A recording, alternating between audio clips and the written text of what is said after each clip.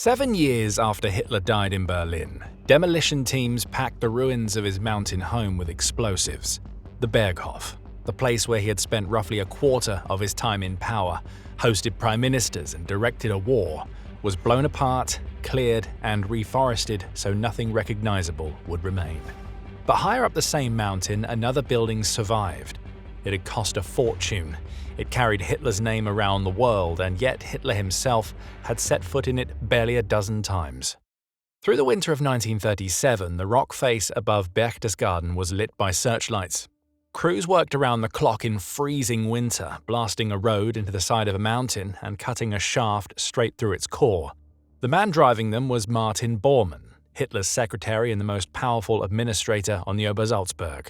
He had set himself a deadline that allowed for no delay, Hitler's 50th birthday in April 1939. The project was extraordinary by any measure. Around 3,000 workers built a winding road of roughly 6.5 kilometers, with 5 tunnels carved through solid rock, climbing some 800 meters up the Kehlstein Peak. Where the road ended, a tunnel ran more than 100 meters into the mountain to a polished brass elevator that carried visitors the final stretch to the building above. The whole undertaking cost roughly 30 million Reichsmarks, and about a dozen workers died during its construction. It was finished in the summer of 1938, well ahead of schedule.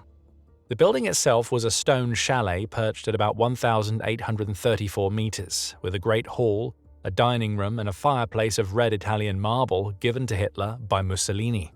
The Germans called it the Kehlsteinhaus, literally the house on the Kehlstein. Its far more famous name came from a visitor.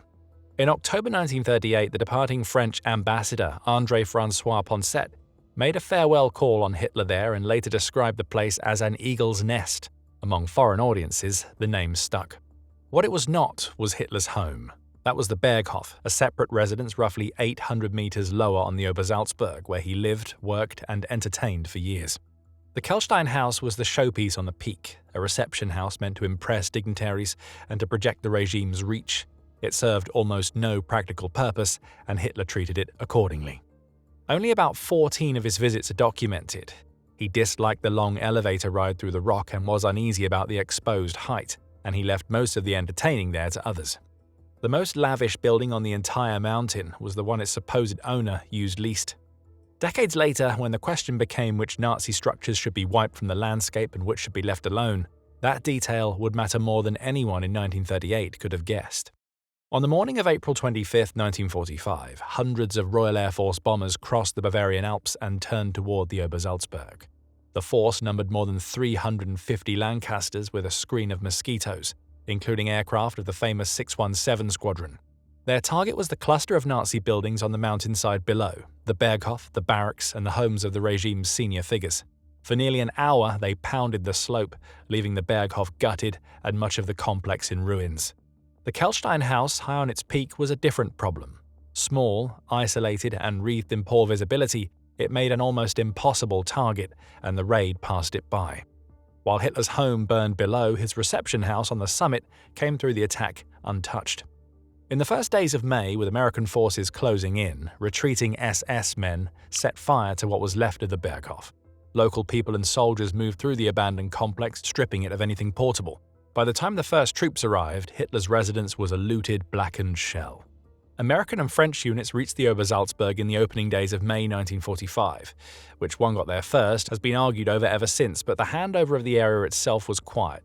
The district administrator of Berchtesgaden, a local official named Karl Theodor Jakob, came out to surrender the region without a fight, anxious to spare the town the destruction that had flattened so much of Germany. The men who took the mountain had captured one of the last working pieces of the regime. Within days, the war in Europe was over.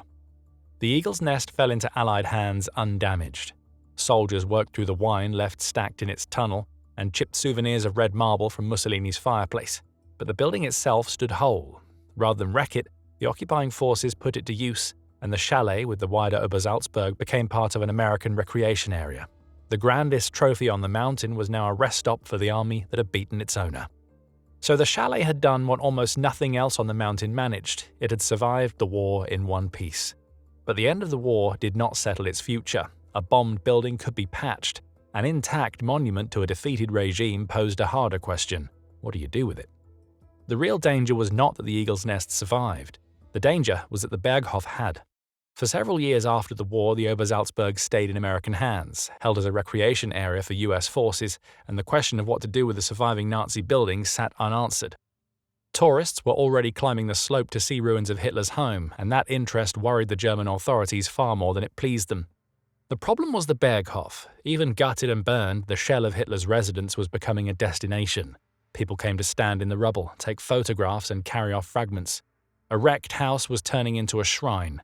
For the new Bavarian government, an empty ruin that drew admirers of the old regime was not a neutral pile of stone. It was a liability that grew more dangerous the longer it stood. In 1951, the Americans agreed to return part of the Obersalzberg to the state of Bavaria. The handover came with a condition: the ruins of the Berghof and the neighboring Göring house were to be leveled.